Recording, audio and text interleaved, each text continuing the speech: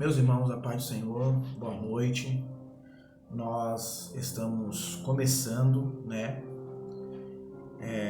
a nossa última aula do tema Doutrina da Salvação, Nesta aula nós vamos falar um pouco sobre Armínio, É importante dizer que usaremos muito mais de contexto histórico do que propriamente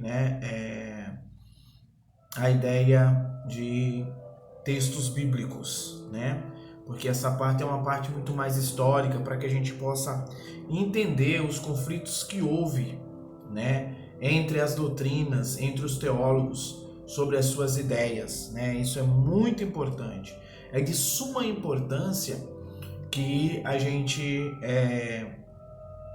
veja esse contexto histórico, até mesmo para que vocês possam defender a ideia de vocês quando aparecer alguém que é defensor da ideologia de Calvino, E é importante que você conheça os textos bíblicos que defendem também a sua fé, ou a ideologia arminiana, Temos os textos aqui postos para que vocês em casa leiam, estudem, guardem esse texto, porque a gente não sabe o dia que a gente vai precisar usar esses textos, Então, vamos lá. Quem era Armínio, Ou melhor, Jacob Armínio,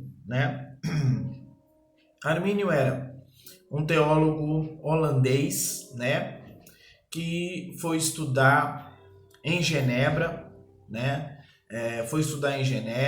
e a escola que ele foi estudar era inteiramente calvinista, de ideologia e cunho calvinista. Porém, Armínio se afastou completamente daquilo que ele vai aprender, Daquilo que ele vai aprender sobre a influência do ensinamento calvinista, Para que possamos entender, Armínio, ele vai contrário, Vai o contrário do que defendia Calvino. Lembre-se que Calvino defendia a graça irresistível, ou seja, uma graça que ninguém consegue resistir, que obrigatoriamente, se você é predestinado, se você está dentro do projeto da eleição, embora você não queira, você será salvo, E Armínio, ele vem na contramão desse ensinamento, Ele vem ensinando a graça preveniente, A graça que induz o homem à prática do bem, A graça que respeita a vontade do homem, Lembre-se que Armínio, ele é sinergista, enquanto Calvino era monogista, Então, ou seja, é um extremo completamente diferente um do outro. Na ideia sinergista, é a ideia de que o homem coopera com Deus para a salvação. E aí você pode estar do outro lado e se perguntar, mas Paulo escreveu que a salvação não é por meio das obras para que ninguém se glorie. Então veja bem, quando eu estou dizendo que o homem coopera para a salvação, não é no sentido de práticas de suas obras. Não é isso, não tem nada a ver com obras, tá? É com a ideia da vontade, a ideia do querer, Armínio vai partir da ideia de que o homem tem vontade própria e de que Deus não obriga o homem a ser salvo. Então, o que Armínio quer dizer com essa ideia da graça preveniente é uma graça que Deus propõe para o homem a salvação e o homem pode querer aceitar ou não, tá? Então vamos lá. Jacob Armínio, como já disse, é sinergista, né? E ele foi o primeiro na história da teologia.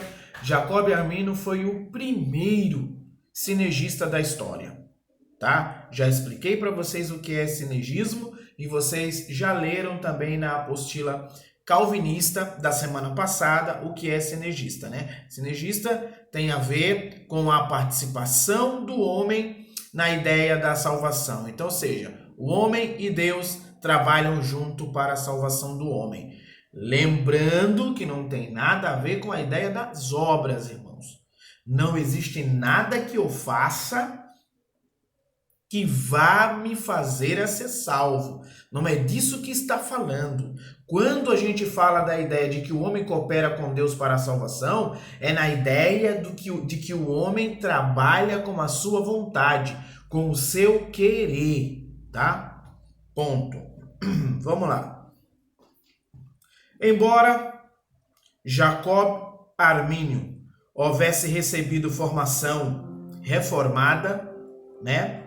Calvinista, para ser mais exato, né? Ele foi aluno de Teodoro Beza. Quem foi Teodoro Beza? Teodoro Beza era um aluno de Calvino em Genebra, que quando Calvino morre, tá? Teodoro assume o lugar de Calvino, tá? E Armínio, assim como vários irmãos na Holanda, foram estudar em Genebra, né? E foram alunos de Teodoro, tá bom? Armínio teve uma série de conflitos em seu pensamento, né? Com relação ao ensinamento calvinista. Ele era aluno, mas ele não era, não bebia da fonte calvinista. É importante que se diga isso, né?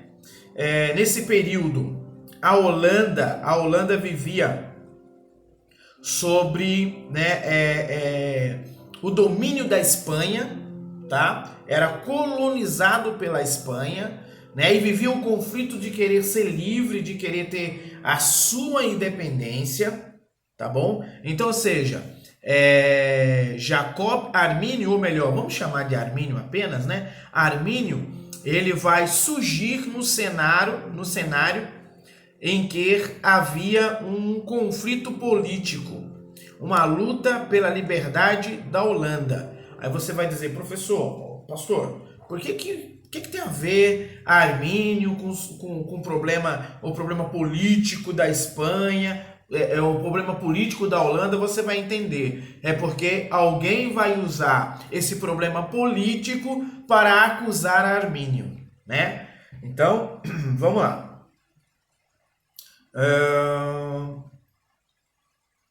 A Espanha era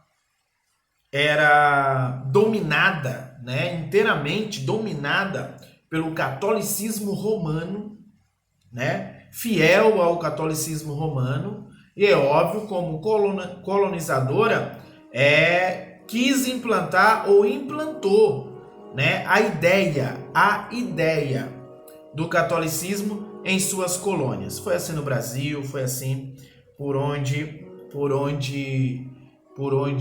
houve colonização sobre o poder da igreja, né? Nesse período, né, a igreja ainda era muito forte, né? A igreja ainda tinha um poder muito importante, né, sobre a política em qualquer estado, tá? É importante lembrar que a Espanha vivia sobre forte tradição católica. Dominava os Países Baixos, que formavam 12 províncias, sendo conhecidos por Holanda do Norte e Holanda do Sul, tá? Vamos lá. Assim, os holandeses se libertaram do poder espanhol, fundaram a Igreja Nacional Protestante, tá? Conhecida como Igreja Reformada de Amsterdã, na Holanda, tá? Em 1566, tá bom?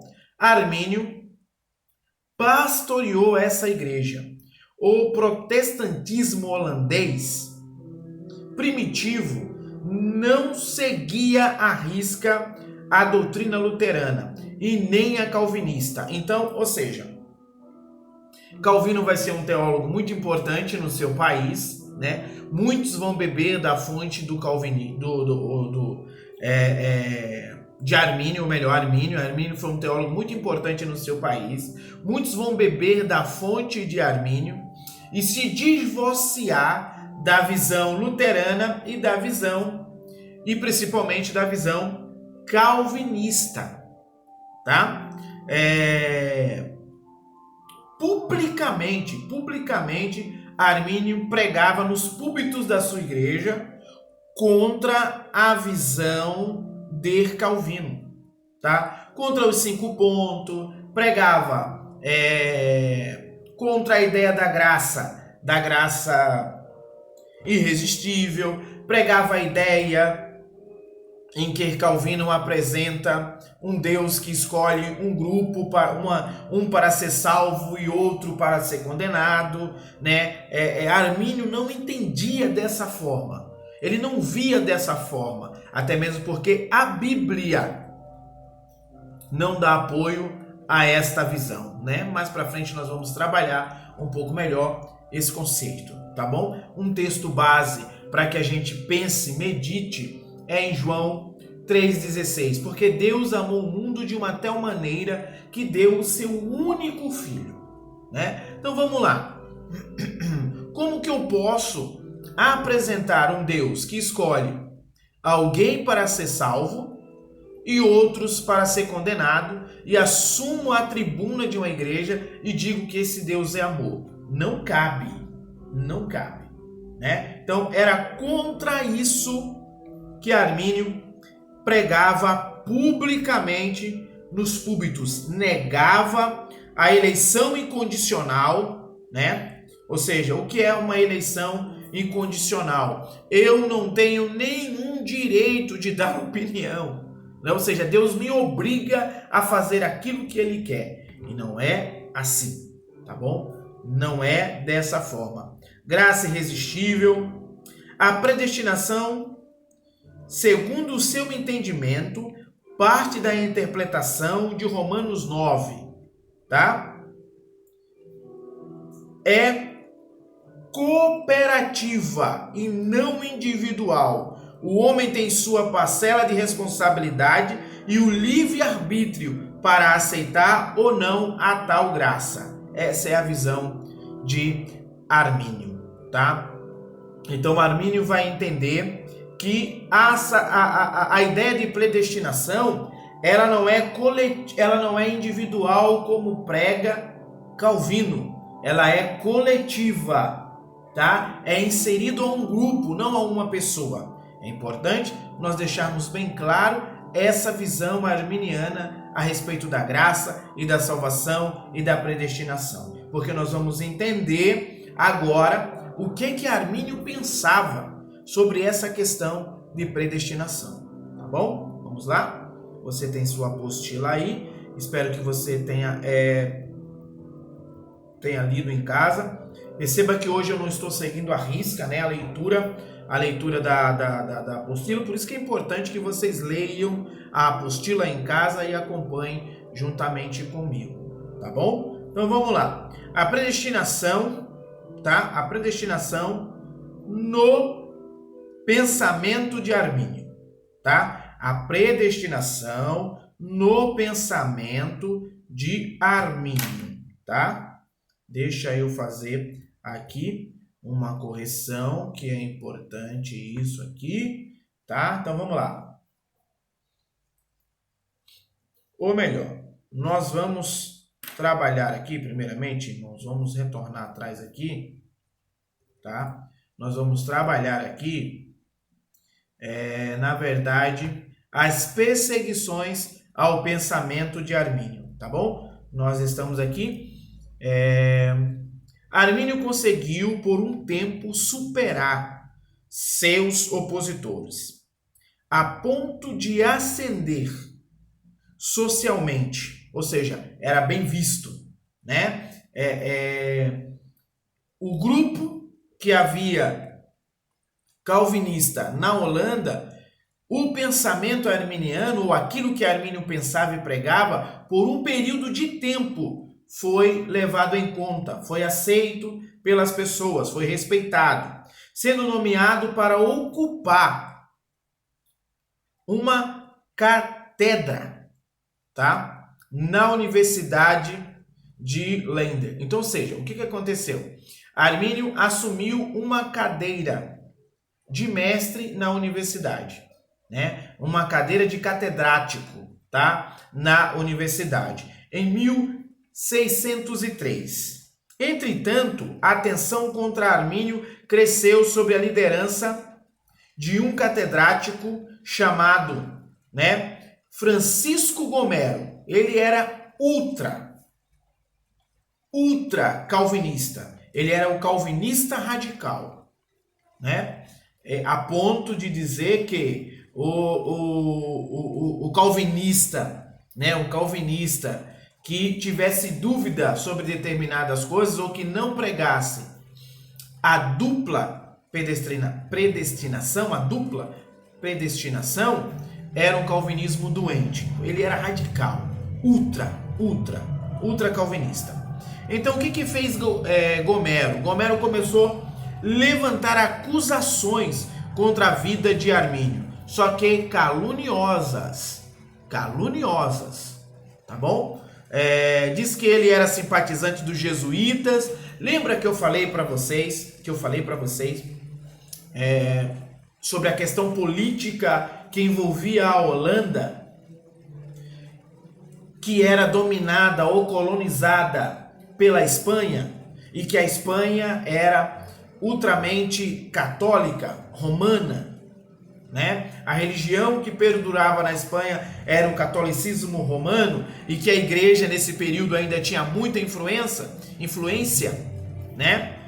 Afinal de contas, nós estamos vivendo aqui ainda a Idade Média, né? Que é a Era das Trevas, onde a igreja católica reina, né? Onde a igreja católica ainda tem o seu comando, né? É importante dizer que nós estamos aqui aproximadamente um século, né? Um século depois da Reforma Protestante, né? Estamos aqui no século XVII. A Reforma Protestante, não lembro precisamente, mas está aqui no meio do século XVI, entre o meio pro final do século XVI, aonde vai começar a Reforma Protestante, né? Então, ou seja, a Igreja Católica ainda reinava fortemente, entende? Então, Gomero vai aproveitar esse período, esse momento em que a Holanda está livre, mas ainda há rumores de que a Espanha quer tomar o poder novamente na Holanda, quer dominar a Holanda novamente. E aí o Gomero começa a dizer que Armínio é simpatizante dos jesuítas, né? A tal Companhia de Jesus, né? Os padres que saíam catequizando pelo mundo, e a história do Brasil está cheia de envolvimento com os jesuítas, e que também, né, ele trazia consigo uma corrente forte que negava a Trindade, né? Ou seja, Gomero está dizendo, olha, ele tem ainda características de pensamento católico, tá bom? E ele nega a Trindade, tá? Ou seja, negava também, ele dizia que Armínio negava também a fé pela graça em Jesus Cristo, em Cristo Jesus.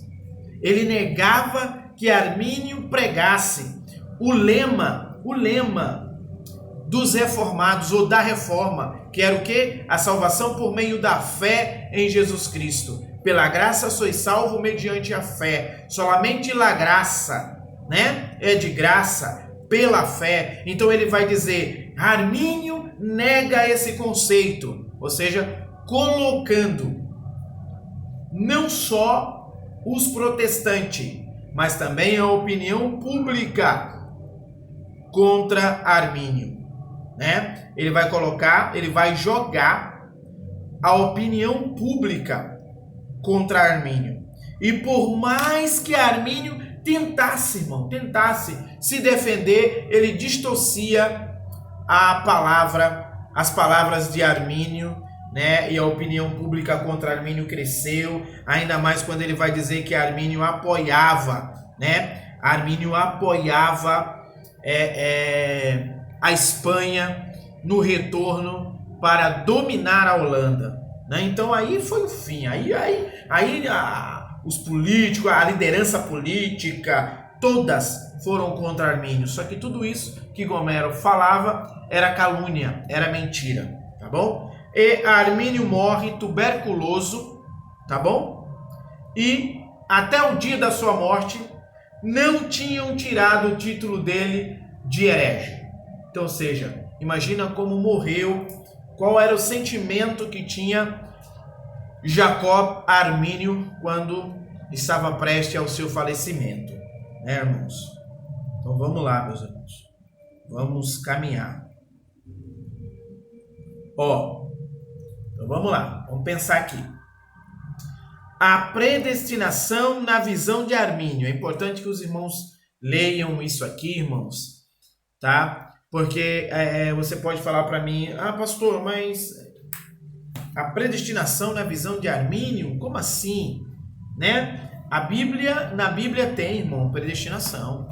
Tem sim, tá? Vamos ler aqui, Efésio. Vamos ler Efésio, capítulo 1. Efésio, capítulo 1, para que a gente possa entender um pouquinho mais sobre o pensamento, tá? Efésios, capítulo 1, versículo 4, nos diz assim, conforme ele nos escolheu nele, antes da fundação do mundo, que devemos ser santo, sem culpa, diante dele em amor. Então veja, nos escolheu, então no coletivo, há uma predestinação para a salvação, sim. Há uma predestinação mais coletiva, ela não é individual e ela não é de cunho exclusivo. Então, ou seja, não é que Deus me colocou na ideia de exclusividade de ser salvo. Não é isso. Por meio da fé em Cristo Jesus, eu estou inserido na predestinação da salvação. Armínio cria dessa forma, tá? Vamos lá. Armínio não rejeitava a predestinação, apenas interpretava diferentemente de Calvino, tá? Entendia que a predestinação estava ligada à presciência de Deus. O que é presciência? Eu coloquei aqui, tá, irmão? Tá entre parênteses aí, essa palavrinha essa frase entre parênteses aí é o significado da palavra presciência, tá bom? Conhecimento do futuro. Então, ou seja, ele entendia, tá? Entendia que a predestinação está ligada à onisciência de Deus, tá? Deus não escolhe, mas ele sabe quem vai ser salvo e quem não vai. Deus não predestina alguém para ser condenado, mas ele sabe quem vai ser condenado e quem não vai. É completamente diferente, mas ele me dá a oportunidade. Ele me permite me aproximar desse projeto de salvação. Será que isso é verdade? Será que isso é verdade? Leia Tito capítulo 2. Tito capítulo 2, versículo 11. Nos diz assim, capítulo 2, versículo 11. Porque a graça de Deus, que trouxe salvação, manifestou-se a todos os homens. Não foi a um, a todos. Ela foi manifestada por Cristo a todos os homens. Então há uma predestinação, tá? Há salvação coletiva para aqueles que querem e para aqueles que aceitarem o Senhor Jesus. E dentro dessa presciência, dentro dessa onisciência de Deus, ele sabe quem vai vai e quem não vai ser salvo, tá bom? É isso que Calvino está querendo dizer aqui. Ou seja, só Deus sabe quem vai ser salvo. Ponto. Tá bom? Vamos lá. Seu discurso era contra a dupla predestinação e que Deus tenha predestinado antes da queda de Adão uns para ser salvo e outros para serem condenados. Então, ou seja, o que Armínio era contra a mensagem de Calvino era que Calvino dizia que lá na eternidade, Calvino fazendo uso do primeiro capítulo de Efésio e do versículo 3, se não estiver enganado, se não for o 3 é o 5, aonde ele diz que nos elegeu antes da fundação do mundo. Calvino, Paulo fala isso, né? Calvino vai se ater a essa mensagem de Paulo para dizer que lá na eternidade, antes da fundação, Deus predestinou uns para ser salvo e outros para serem condenados. É contra isso que Calvino está pregando. Calvino diz não, ou melhor, Armínio vai dizer não. Não, eu posso compreender que Deus, dentro da sua onisciência, ele sabe quem vai ser salvo e quem não vai. Ponto. Mas isto não me dá o direito de dizer que ele predestinou essa pessoa para ser salva e essa para ser condenada. Entende? Então Armínio vai entender uma predestinação dentro de uma ideia coletiva daqueles que aceitam a graça de Cristo Jesus. Tá bom? Então vamos lá. Armínio não podia aceitar o fato de que Deus possa predestinar pessoas para serem condenadas. Aí o texto de João, capítulo 3, versículo 16 de João, que eu li aqui para os irmãos nessa noite, onde vai falar do imenso amor de Deus. Isso aqui cairia por terra, irmão. Dentro desse conceito cairia por terra. Entende? Palavra amor ali, ágape, que é o amor puro, um amor profundo. Não é um amor seletivo como o amor humano. Se eu digo que Deus escolhe uns para ser salvo e outros para ser condenado, eu estou inserindo o amor de Deus no amor seletivo, que escolhe. Entende? O amor do homem é assim, o amor do homem ele é seletivo, né? A gente tem amizade com as pessoas que a gente se sente mais, que a gente entende ter mais afinidade, né? E Deus não é assim. Deus amou o mundo de tal maneira que deu o seu filho, então não é seletivo, tá? Esse amor não é seletivo, ele é coletivo. É importante que diga isso. E era contra essa mensagem de Calvino que Armínio estava dizendo que não aceitava. Tá bom? Conforme a doutrina calvinista ensina, a ideia de Calvino de que Deus força alguém a pecar e depois o condena à perdição eterna, tá?